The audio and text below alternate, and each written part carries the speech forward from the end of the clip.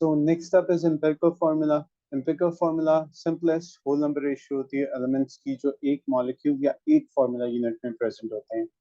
अब इन्होंने molecule के अलावा formula unit भी जिससे साथ ही करने की कोशिश की है. The molecule part is pretty simple. हम वो पहले भी IGCSE में कर चुके होते हैं. उसके लिए आपको पता होता है कि let's say कि बेंजीन का फॉर्मूला अगर C6H6 है तो हम उसे simplest whole number ratio में CH कर लेंगे. वाटर के लिए वो सेम रहता है, हाइड्रोजन परऑक्साइड के लिए वो सिंप्लीफाई हो जाता है, सल्फर डाइऑक्साइड के लिए सेम रहता है, ब्यूटेन के लिए सिंप्लीफाई हो जाता है, साइक्लोहेक्सेन के लिए सिंप्लीफाई हो जाता है. ऑल्दो बहुत सारी पॉसिबल ऑप्शन साइक्लोहेक्सेन में निकलती हैं. हम चाहते तो हम इसे C2H4 भी कर सकते थे, हम चाहते तो हम इसे C3H6 भी कर सकते थे, ठीक है, लेकिन ये सिंपलेस्ट नहीं है. Remember the word simplest. तो हमें सिंपलेस्ट पे लेकर जाना है और इसमें से हर फॉर्म फर्दर सिंप्लीफाई होकर CH2 में कन्वर्ट हो सकती है. तो ये भी ठीक नहीं है, ये भी ठीक नहीं है. Only this answer is right. That is so far the molecular portion is concerned. As far as ionic compound is concerned, तो जो फॉर्मूला यूनिट होता है वो ऑलरेडी उसका एम्पिरिकल फॉर्मूला होता है, तो हम उसे ऑलरेडी इतना कर चुके होते हैं कि जो है ना वो एम्पिरिकल फॉर्मूला से कम हो जाए. हाँ, कुछ ऐसे आयनिक कंपाउंड जरूर हैं जिस केस में हमारे पास फर्दर सिंप्लीफाई हो सकता है, बट आई डोंट थिंक कि उनकी ऑप्शंस यहाँ पर आती हैं. इतनी ज्यादा डिस्कशन नहीं होती even at advance level, so we are safe. Empirical formula और molecular formula simple inorganic molecules के लिए सेम होता है, that's why I was calling us safe.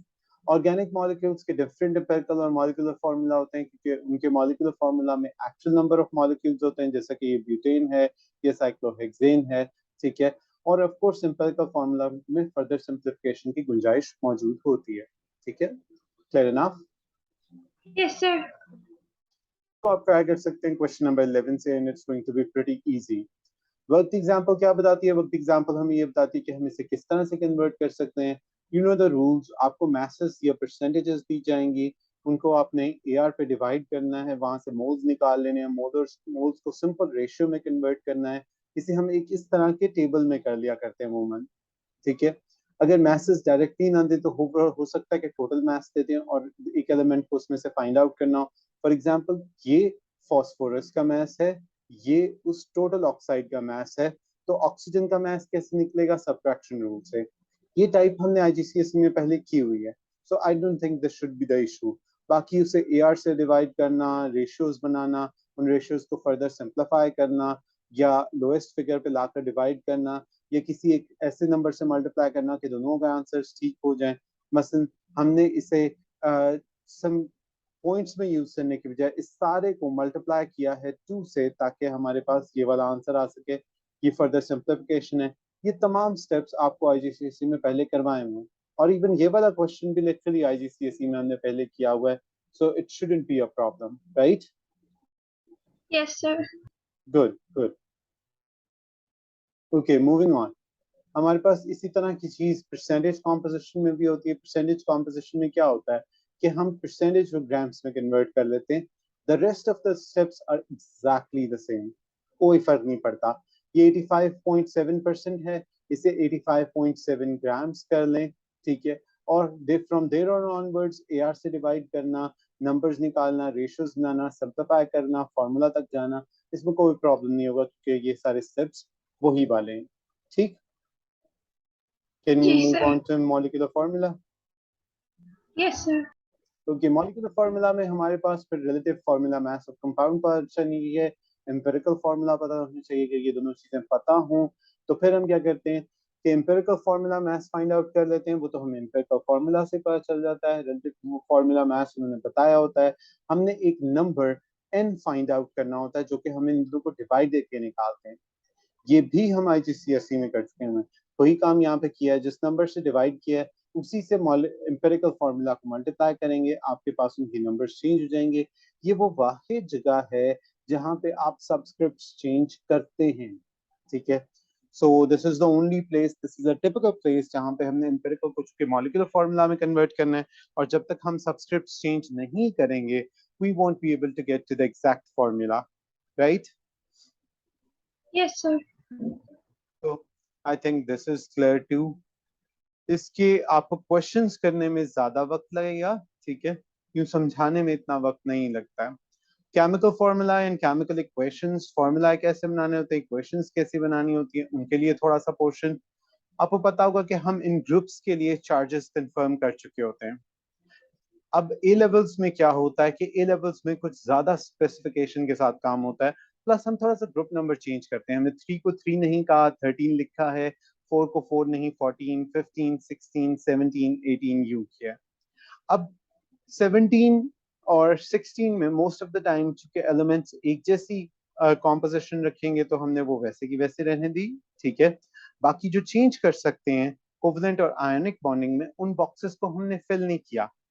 आप जानते हैं कि नाइट्रोजन जो होता है वो जब नाइट्राइड आयन बनाता है तो -3 होता है। वही नाइट्रोजन जब हम HNO3 या ऐसे कंपाउंड की एग्जांपल में लेते थे तो वो हमारे पास +3 की स्टेट भी शो करता था और +5 की स्टेट भी शो करता था। So you know that nitrogen is capable of doing this for ionic compounds and doing this for covalent compounds. इस वजह से उसे यहाँ पर फिल ही नहीं किया गया, ठीक है। और जिनको फिल भी किया हुआ है उनमें भी ऑक्सीजन इसके अलावा स्टेट शो कर सकता है। ऑक्सीजन 2- शो करता है। आप जानते हैं हम पहले IGCSE में ऑक्सीजन 1- भी कर चुके हुए हैं और इवन हम ऑक्सीजन 2+ भी कर चुके हुए हैं, ठीक है। ये हमने सिर्फ और सिर्फ OF2 में की थी, ये एक ही कंपाउंड था जिसमें हमने किया था। ये IGCSE में इतनी वर्किंग चुके हम कर चुके होते हैं तो स्टूडेंट्स को पता होता है कुछ वैल्यूज क्या रहेंगी, +1, +2, +3 और ये वैल्यूज, ठीक है। तो I hope you are clear with these already, right? Yes, sir. Good good, moving on. Rules लिखने के, नाम लिखने के वैसे रहते हैं। इन्होंने एक रूल यहाँ पे क्लैरिफाई किया है इस डायग्राम में। आयरन 2 क्लोराइड और आयरन 3 क्लोराइड रोमन न्यूमरल्स में पेरेंथेसिस में ऑक्सीडेशन नंबर्स ट्रांजिशन एलिमेंट के आगे लिखे जाते हैं। ये रूल्स क्लियर हैं, ठीक है। For most metals group 1 to 3 oxidation number और उनका चार्ज वैसा ही रहता है, तो हम ये रोमन न्यूमरल्स में नहीं लिखते। सिंपल नेगेटिव आयन के ऑक्सीडेशन नंबर इनके चार्ज के बराबर होते हैं। नेम करते हुए ऑक्सीडेशन नंबर इंक्लूड करने की जरूरत नहीं है। ट्रांजिशन एलिमेंट्स चूंकि वेरी करते हैं तो हम उनके नंबर्स आगे रोमन न्यूमरल्स में पेरेंथेसिस में लिखते हैं। ये नेमिंग में बहुत जरूरी है। इसके अलावा कुछ कंपाउंड आयंस जो हमारे पास खास तौर पे इंक्लूड होते हैं आपके कोर्स में, वो IGCSE में भी एक टेबल में दिए हुए थे, यहाँ पर भी दिए हुए हैं। अच्छा, अच्छी बात यह है कि ammonium carbonate, hydrogen carbonate, hydroxide, nitrate, phosphate, sulphate, ये वहां पर भी इतने ही थे अप्रोक्सीमेटली 7, और ये यहाँ पर भी इतने ही अप्रोक्सीमेटली 7। सो आई होप के चूंकि कंपाउंड आइंस या हम इन्हें पोलिएटॉमिक आइंस भी पहले कहते रहे हैं, ये चेंज नहीं होते, तो आई होप कि इसमें भी प्रॉब्लम नहीं होना चाहिए। Am I right? Yes, sir. Good good. तो आप इनसे ज्यादातर से फेमिलियर होंगे, फॉर्मूलाज बनाना आपको आते होंगे। इलेक्ट्रिकल न्यूट्रलिटी यानी कि दोनों साइड पे हमारे पास नंबर्स को बैलेंस करना जरूरी है, तो वो उसने समझाया हुआ है। अब फॉर्मूला चाहे इस तरह से बनाया जाए इलेक्ट्रिकल न्यूट्रलिटी के लिए, या आपको जो तरतीब पहले से सिखा रखी है कि आपने इसको और इसको क्रॉस मल्टीप्लाई करना होता है इनके नीचे और फिर फर्दर सिंप्लीफाई करना होता है, ठीक है। ये चीज आपको पहले से आती होगी, राइट? Yes, sir. तो चाहे आप इस तरह का रूल लें इलेक्ट्रिकल न्यूट्रलिटी का और उन्हें 0 करें, चाहे इन्हें क्रॉस मल्टीप्लाई करें एक दूसरे के नीचे और सिंप्लीफाई करके विदाउट साइंस लिख दें, बात एक ही है, फॉर्मूलाज एक जैसे ही आएंगे। So I hope this is also clear, right? Yes, sir. Covalent compounds पे आते हैं। कोवेलेंट कंपाउंड्स के लिए हमारे पास जरूरी होता है कि दो नॉन मेटल्स आपस में रिएक्ट कर रहे हो, ठीक है। उसके लिए उसने पहले आयनिक कंपाउंड की एग्जांपल्स देकर कुछ रूल्स, यानी कि 2 एलिमेंट्स वाले को IDE पे एंड करना, 3 एलिमेंट्स वाले को ATE पर एंड करना या ITE पर एंड करना, ठीक है। ATE में से हमारे पास सिर्फ जो ना एक एक्सेप्शन है सोडियम हाइड्रोक्साइड आयंस की। वो सारा कुछ ऐसा है जो हम पहले कर चुके होते हैं, सो उसकी रेपिटेशन ही है, रिवाइज करने की फर्दर जरूरत नहीं। No, sir. Okay, next up हमारे पास है बैलेंस करना केमिकल इक्वेशंस को। This thing is also done in a tedious way back in IGCSE, और आपको पता है कि हम इक्वेशंस कैसे बैलेंस करते हैं, so I don't think this should be an issue. ये भी उसी तरतीब से ही चलेगा, ठीक है। Okay, sir.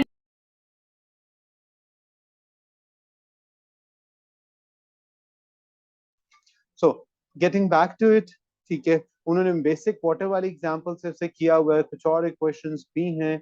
I don't think in equations में मसला होगा, ये तो बिल्कुल चाइल्डिश इक्वेशंस दी हुई हैं, इससे कहीं ज्यादा मुश्किल इक्वेशंस आप ट्राई कर चुके होते हैं। अलबत्ता कुछ क्वेश्चंस में आगे चल के, जैसे कि हिग्सेन वाली इक्वेशन थी, ये निस्बतन ऐसी चीज है जो जरूर ट्राई करें। बहरहाल ए लेवल्स में जो इक्वेशंस आती हैं वो आईजीसीएसई से कोई इतना बड़ा स्टेप अप नहीं होता कि बच्चा ना कर सके, so you can always do them on your own, ठीक है। स्टेट सिंबल्स में कोई चेंज नहीं है, so it's literally repetition from IGCSE, alright? Yes, sir. ठीक है, ओके। फॉर एग्जांपल आईजीसीएसई में एसिड बेसिस एंड सॉल्ट्स का एक चैप्टर था, उसमें सॉल्ट्स के लिए प्रॉपरली एक टेबल था, हमने कुछ एक्सेप्शंस बताई थी, कौन से सॉलेबल होते हैं, कौन से इनसॉलेबल होते हैं, वो चीजें यहाँ पर भी मैटर करती हैं। तो बेशक यहाँ पर कोई न्यू क्रैमिंग नहीं है स्टेट्स ऑफ मैटर के लिए, लेकिन जो चीजें बेसिक्स पुरानी थी वो एज सच रहेंगी, वो याद होनी चाहिए, ठीक है। जी सर। ओके, उसके बाद है बैलेंसिंग आयनिक इक्वेशंस। आयनिक इक्वेशंस को लिखना जरूर हमारे पास वहां पर एग्जिस्ट करता था, आयनिक इक्वेशंस में स्पेक्ट्रेटर आयंस को डिफाइन करना भी वहां पर एग्जिस्ट करता था। आप जानते हैं स्पेक्ट्रेटर आयंस वो होते हैं जो दोनों साइड्स पे एक जैसे आयंस एक जैसी स्टेट्स में एग्जिस्ट करते हैं, तो हम उन्हें कट आउट कर देते थे और बाकी आयंस लिख दिया करते थे। तो आयनिक इक्वेशंस यहाँ पर थोड़ी सी टफ हो जाएंगी। This ionic equation is literally a childish equation since there the number of ions on all the sides are equal, so आपको पता है कि इसे बैलेंसिंग की जरूरत नहीं है, ठीक है। इसमें एटम्स भी बैलेंस हैं, इसमें चार्जेस भी बैलेंस हैं, लेकिन ए लेवल के लेवल पर आके जैसे ही आप कोई पास पेपर बुक क्वेश्चन से हट कर उठाएंगे तो आपको आइडिया हो जाएगा कि आपके पास आयनिक इक्वेशन को बैलेंस करना स्लाइटली ट्रिकी होता है। Why is it tricky? It's tricky because आपको सिर्फ एटम्स नहीं बैलेंस करने होते, आपको चार्जेस भी बैलेंस करने होते हैं। नोटिस करें, मैं इसे थोड़ा सा क्लैरिफाई करूंगा so that it comes easier to you what I'm trying to say. Now, atoms are pretty easy. यहाँ पर भी एक जिंक है, यहाँ पर भी एक जिंक है, यहाँ पर भी एक कॉपर है, यहाँ पे भी एक कॉपर है. There you go. You don't have to balance anything. But take a look. We have a +2 charge over here, 0 over here. So overall charge यहाँ पे कितना हुआ? 0 plus +2 is equal to +2. यहाँ पर हमारे पास +2 चार्ज है, हमारे पास 0 है, 0 plus +2 is equal to +2. That is the charge balancing. जितना ओवरऑल चार्ज इस तरफ आए इक्वेशन के, उतना ही ओवरऑल चार्ज इक्वेशन के इस तरफ भी आना चाहिए। आप ये नहीं कर सकते कि आप चार्जेस को इधर +2 कर लें और उधर -2 आओ। Make sense? Yes, sir. ठीक है, तो I'm going to take another example out of it. आप नोटिस करें, 2 क्लोरीन है, 2 क्लोरीन है, 2 आयोडाइड है, 2 आयोडाइड है। ये 2 सिर्फ और सिर्फ इस कंपाउंड को बैलेंस नहीं कर रहा। नोटिस करें, ये 0 है, ये भी 0 है। 2 into -1 would be -2 over here and 2 into -1 would be -2 over here. तो यहाँ और यहाँ के ओवरऑल चार्जेस भी बैलेंस्ड है। Make sense? Yes, sir. Okay, next example. We have one zinc atom over here, one zinc atom over here, one oxygen over here, one oxygen over here. 2 hydrogen has been literally written over here in order to balance these 2 hydrogen. But that's not it. This 2 multiplied by +1 is equal to +2, and this one is solely +2. So that balances the charges on both sides. अगर हम ये ना लगाते 2, तो hydrogen के atoms भी balance ना होते और charges भी balance ना होते. Make sense? Yes, sir. तो एटम्स और चार्जेस समटाइम तो ऑटोमेटिकली बैलेंस हो जाते हैं इजियर इक्वेशन में। जो इक्वेशंस डिफिकल्ट होती चली जाएंगी उसमें फिर ये ऑटोमेटिकली बैलेंस नहीं हुआ करेंगे, आपको इसे खुद से बैलेंस करना पड़ेगा, ठीक है। Okay, sir. सो अब आप नोटिस करें कि उसने ये इक्वेशन दी है, हम वर्क एग्जांपल कर रहे हैं। Magnesium plus hydrochloric acid gives us magnesium chloride plus hydrogen. They first divided it into ions so that they can cut out, ठीक है, all the spectator ions. तो बड़े आसानी से ये spectator ions cancel हो जाते हैं, means we have this and this left. Now we have a 2 over here which he used for the balancing of hydrogen atoms. But the good part is that this 2 and this 1 is equal to +2, and we have this +2 over here, this one actually. So the +2's are balanced. So this equation is balanced in terms of atoms as well as charges. Make sense? Yes, sir. Still, I would say these are easy questions. Book always tends to go with easier questions. ये भी बहुत easy हैं, ये भी बहुत easy हैं. तो जब आप जाएंगे इसकी bottom examples पर तो slightly आपका grade uplift हो जाएगा. और जब आप जाएंगे past paper की examples पर तो फिर आपको सही idea होगा क्योंकि they are going to give you a little bit of a hard time. But those hard times are actually going to give you a good practice since you'll get good with it. ठीक है? आप उससे बड़ी अच्छी तरह से हो जाएंगे. फिर प्रेसिपिटेट या आयंस जो प्रेसिपिटेट और रिएक्टेंट्स बनाते हैं, आप जानते हैं कि उसमें हम क्या कैंसिल आउट कर सकते हैं. ये आपके पास एक सिस्टम बनता है. और अगेन नोटिस करें, अब ये सिस्टम बहुत इंपॉर्टेंट है. मैं इस एग्जाम्पल के तौर पे इसलिए देखना चाहता हूँ कि आपको अंदाजा हो कि हमने क्या किया. Now we have ferrous sulfate aqueous, sodium hydroxide aqueous. This equation is already balanced in terms of atoms. Then we have ferrous 2 hydroxide or iron 2 hydroxide solid. ये solid है, precipitate, ठीक है. And sodium sulfate aqueous. जब आपने ये precipitate जैसे ही notice किया तो आपको आइडिया होगा कि इनके आयंस ही एनिक इक्वेशन लाएंगे, विच मींस ये और ये हमारे पास स्पेक्ट्रेटर आयंस के तौर पे कट जाएंगे. और ये टिप मैंने आपको बैक इन आईजीसीएसई बताई हुई है कि बेटा जो सॉल्युबल सॉल्ट बनता है प्रेसिपिटेशन रिएक्शन में एज अ प्रोडक्ट, उसके अगर आयंस आप कट कर दें तो बाकी जो आपके पास बचता है वो आपके पास आपकी इक्वेशन आयनिक इक्वेशन में चाहिए होता है. राइट? यही चीज उसने यहाँ पे भी दी हुई है. उसने इस 2 को खुद से लिखा है ताकि इस 2 को बैलेंस कर सकें. Notice this is a whole compound so it's 0. Now this side we have a +2 charge और उसके बाद प्लस डाल के 2 into -1 which is -2 which is equal to 0. So actually मैं थोड़ा सा नीचे लिखूंगा ताकि पढ़ने में डिफिकल्टी ना हो. And 0 is equal to 0. That's how this equation is balanced. और बहुत सारी प्रेसिपिटेशन इक्वेशंस लिटरली ऐसे ही बैलेंस होंगी कि एक तरफ प्रेसिपिटेट का पूरा सॉलिड कंपाउंड होगा, of course on the right hand side since we are going with precipitation reactions, ठीक है. और लेफ्ट हैंड साइड पे आपके पास जो आयंस होंगे वो आपस में अपने चार्जेस को बैलेंस आउट करेंगे तो ही 0 प्रूफ होगा. This is going to be a little bit of practice. Okay, sir. Are we clear? Yes, sir. Good. ऐसे काफी क्वेश्चंस आपको मिल जाएंगे स्टार्टिंग चैप्टर में और आपको एक दो क्वेश्चंस में शायद स्लाइट डिफिकल्टी फेस करनी पड़े. उसके बाद आपको ये इजी लगना शुरू हो जाएंगे, अच्छे लगना शुरू हो जाएंगे सिंस ये बड़ी आसानी से हो सकते होंगे और सही मार्क्स आ सकते होंगे. तो student starts getting confidence about it. Moving on, solutions and concentration. Literally वही फॉर्मूला है जो हम पहले यूज कर चुके हैं, वही तरतीब है. आपको वैसे ही एक्सप्लेन किया हुआ है क्यूबिक सेंटीमीटर क्यूबिक डेसीमीटर की कन्वर्जन बहुत मर्तबा होगी. एक बात याद रखें, प्रैक्टिकल पॉइंट ऑफ व्यू से नॉन कॉन्सेंट्रेशन के सोल्यूशन बनाते हुए हम सोल्यूट थोड़ी सी अमाउंट ऑफ सॉल्वेंट में पहले डिसॉल्व करते हैं. जब डिसॉल्विंग कंप्लीट हो जाती है उसके बाद उसका रिक्वायर्ड वॉल्यूम मेकअप किया जाता है. याद रखिए डायरेक्टली आप फाइनल वॉल्यूम नहीं डालेंगे क्योंकि इस तरह टोटल वॉल्यूम सोल्यूशन का चेंज हो जाएगा. Let me tell you what I am trying to say. आपने कॉन्सेंट्रेशन निकालनी है एक सिस्टम की और उसने कहा है कि 2 ग्राम्स हम सोडियम हाइड्रोक्साइड मिक्स करें 250 क्यूबिक सेंटीमीटर ऑफ सोल्यूशन में.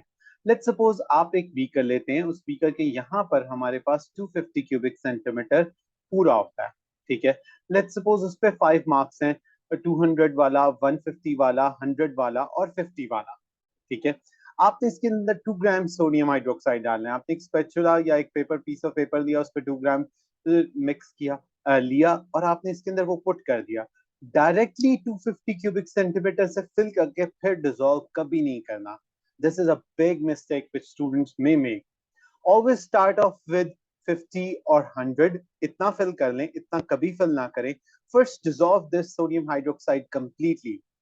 When you see that there are no particles at the bottom and now this has been completely dissolved, then make up this volume all the way to 250 carefully. Dissolve first, make up the volume after. This is a universal rule for making solutions. If you don't follow this rule, you will always end up with having lesser or more volume than what you require, and you will never be able to achieve your accuracy or precision either. Make sense? Yes, sir. I don't know how many experiments you have done with your corona period, but next time A level के experiments करें, इस बात का जरूर ख्याल रखें। बाकी ये क्वेश्चन इतना सिंपल है कि आई डोंट थिंक इस क्वेश्चन के लिए मुझे बहुत ज्यादा डिटेल्स गेट करने की जरूरत है।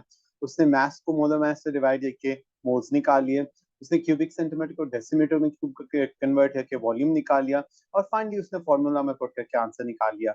यूं कर लें स्टेप बाय स्टेप, या डायरेक्ट एक बड़े फॉर्मूला में इस तरह से पुट करें और उसकी कन्वर्जन साथ ही कर लें, it's entirely up to you. Formula conversion की समेत बगैर कन्वर्जन के, मतलब छोटा और बड़ा फॉर्मूला, वो आईजीसीएसई में लिखवाया हुआ है। I don't think this is going to be a problem. Plus इस क्वेश्चन में जितनी भी रीअरेंजमेंट्स करनी हो उसमें उसके फॉर्मूलाज भी दिए हुए हैं, so I don't think this should be an issue, it should be easy, right? Yes, sir. Since you have done hundreds of questions about solutions and their modes in IGCSE, so these questions are going to come pretty easy to you. But that doesn't mean you don't practice it. Do practice it well. Okay? Okay, sir. जी. Now, this is the part where he discusses about the titration. I hope you understand कि titration में हमारे पास क्या rule होता है। Acid या alkali में से कोई एक चीज हम ब्यूरेट में फिल अप करते हैं carefully by using a funnel properly, ठीक है? उसके बाद हम पिपेट और पिपेट फिलर्स लेकर फ्लास्क्स में बाकायदा बीकर से फ्लास्क में कन्वर्ट करते हैं। जो भी दूसरी चीज हो, लेट्स से आपने एसिड ब्यूरेट में लिया है, you're going to take the alkali in a flask. After that, you add a few drops of your indicator to the flask, and then you start the titration in such a way that you do it properly, slow, drop by drop, until your color changes, like you can see in the diagram. I hope you were clear about this one, right? Yes, sir. The one thing that I would specifically like to note as a part of A levels is that जब आप पहला step करते हैं, पहली मर्तबा titration करते हैं, initial reading को टाइटर बुलाएंगे, फाइनल इनिशियल माइनस करके उसे टाइटर बुलाएंगे, सॉरी, ठीक है? जो फर्स्ट टाइटर होता है उसे रफ वैल्यू कहते हैं। इस वैल्यू को आप अपने आइडिया के लिए करते हैं कि लेट्स से आपके पास रफ वैल्यू आई है 9.3 क्यूबिक सेंटीमीटर, ठीक है, या 9.30 cubic centimetre. Let's be a little more clear. अगर 9 के बाद 1 2 3 4, अगर लाइन 3 पे पूरे आ रही है 9.30 है, अगर सेंटर में आ रही है तो ये 9.35 है, ठीक है? ए लेवल में अप टू 2 डेसिमल प्लेसेस हम अपनी एक्यूरेसी मेंटेन कर रहे हैं। That's why you can see these values over here. Am I clear? Yes, sir. Good good. First titre rough value होगा। रफ वैल्यू आपको ये बताता है कि आपका आंसर नेक्स्ट टाइम कितना आ सकता है, so you can go a little bit faster. बच्चे क्या करते हैं कि उन्हें पता होता है कि 9 है तो फर्स्ट 5 क्यूबिक सेंटीमीटर तक हम जरा स्पीड से पोर ऑफ कर लेते हैं, और आफ्टर 5 हम थोड़ा सा केयरफुल हो जाएंगे, so that way it can actually help you to get your process a little bit faster. It saves you a few seconds, not minutes or hours, right? Probably maybe a few minutes, but not too much, ठीक है? Repeat again, और आपके titres जो होते हैं वो 0.10 cubic centimetre से apart नहीं होने चाहिए, ठीक है? रीडिंग्स हमेशा बेस्ट ऑफ 3 लें। उसने दिया हुआ है फाइनल, इनिशियल, टाइटर, और रीडिंग्स को लेकर फिर उनका एवरेज निकालें, और एवरेज को आप यूज करें। एवरेज टाइटर इस केस में ये आता है, ठीक है? अब अगर आप अपनी सारी ब्यूरेट रीडिंग्स देखें, एक्यूरेसी 0.05 के हिसाब से मेजर करें, तो आपके पास जो दो टाइटर्स जो 0.10 सेंटीमीटर क्यूबिक सेंटीमीटर से अपार्ट नहीं है, तो वो 1 और 3 है। 5 में 2 में ज्यादा डिफरेंस आ रहा है। तो उसने क्या किया, उसने रफ नहीं लिया, उसने 2 नहीं लिया, उसने 1 और 3 का एवरेज लिया। ये आपने करना है। आपने 4 मर्तबा टाइट्रेशन की है। पहला रफ था, रिजेक्ट कर दिया।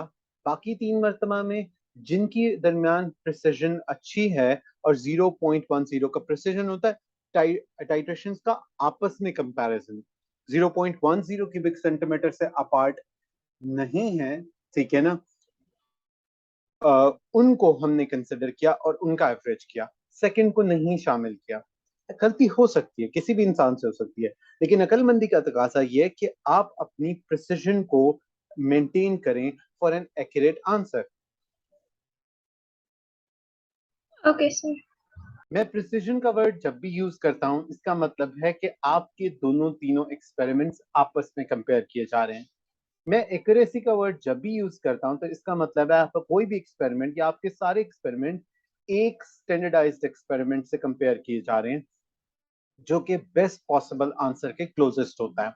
वो बेस्ट पॉसिबल आंसर समटाइम्स हमें बुक से मिल जाता है, समटाइम्स टीचर ने खुद एक्सपेरिमेंट परफॉर्म किया होता है, हम उसे रीच करने की कोशिश कर रहे होते हैं, समटाइम्स किसी स्टूडेंट का आंसर बहुत अच्छा आता है, टीचर उसे स्टैंडर्ड क्रिएट कर देता है। जो भी स्टैंडर्ड हो, वो आपको किसी डाटा से मिल रहा है, बुक से मिल रहा है, टीचर आपके लिए कोई स्टैंडर्ड सेट कर रहा है, उससे कंपेयर करना एक्यूरेसी होगा।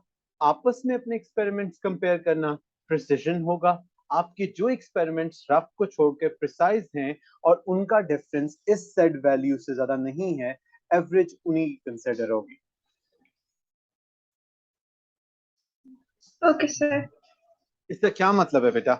इसका ये मतलब है कि आपको दो एक्सपेरिमेंट्स प्रिसिजन में जरूर मिलने चाहिए, क्योंकि एक की एवरेज नहीं निकाली जाती। और अगर आपकी तीनों की वैल्यूज एक दूसरे से 0.1 क्यूबिक सेंटीमीटर से ज्यादा अपार्ट हैं, तो इसका मतलब आपने कुछ प्रिसाइज किया ही नहीं। फिर चौथे से आगे जाएं, पांचवा एक्सपेरिमेंट करें, छठा एक्सपेरिमेंट करें, हत्ता कि आपकी दो वैल्यूज एवरेज करने के काबिल ना आ जाए।